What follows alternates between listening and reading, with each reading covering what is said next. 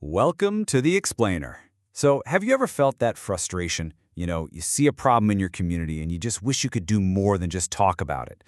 Well, today we're going to break down the blueprint for turning that very feeling into real, actual change.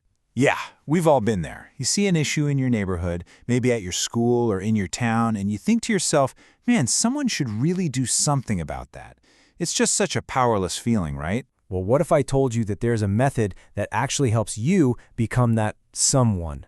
A way to take all that frustration and channel it into something truly constructive. And that's exactly where action research comes into play. It's so much more than just a feeling. It's a concrete, structured framework that can literally transform you from a bystander into a problem solver. Okay, so what is action research, really?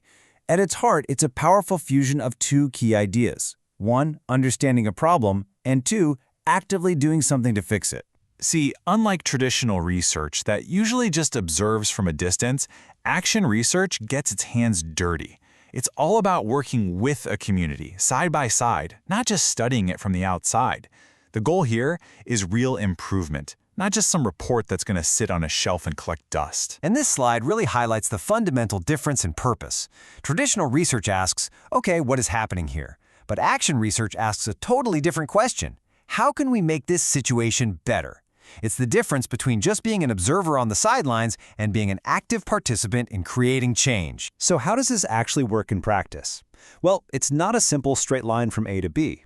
Instead, think of it as a dynamic and continuous cycle, a blueprint for learning as you go. This four-step loop is basically the engine of action research. First, you plan. You identify the problem and map out what you're going to do. Then, you act. You put that plan into motion. Next, you step back and observe what happens, what worked, what didn't.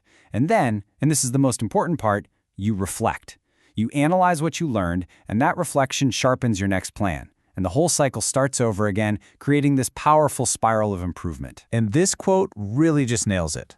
The crucial point here is that learning and doing aren't separate stages. They happen at the same time. You are understanding the situation while you're actively trying to improve it. It's disciplined, it's reflective, and it's absolutely transformative. And I really have to stress this. This is so much more than just an academic exercise or of some school project. The benefits of doing this are tangible and transformative, both for you as a person and for the community you're working with. I mean, look at this. This process does more than just solve one local issue. It transforms you. You're no longer just a student or a resident. You become an agent of change. You're building practical skills, you're learning to collaborate. It's a real-world education in what it actually takes to make a difference. And those are skills that matter for your entire life, far beyond any classroom. Now, while the heart of all this is action, the process is still rigorous. To make sure your hard work actually has a lasting impact, it really needs a clear structure to tell the story of your journey, from that initial idea all the way to the final outcome. And this structure here is what makes sure your project is well documented and your thinking is crystal clear. You start with the problem. You propose a solution with your action hypothesis. Then you tell the story of what you did in the action narrative. And finally, you lay out your findings and recommendations. When you do all this, you turn your own experience into valuable knowledge that other people can actually learn from. So look, every community has challenges, of course, but every single community also has people with ideas and energy, people just like you. Action research is the blueprint. It's the tool that connects that energy to real positive change. We've laid out the blueprint for you. The first step? Well, that's up to you. So what are you going to do?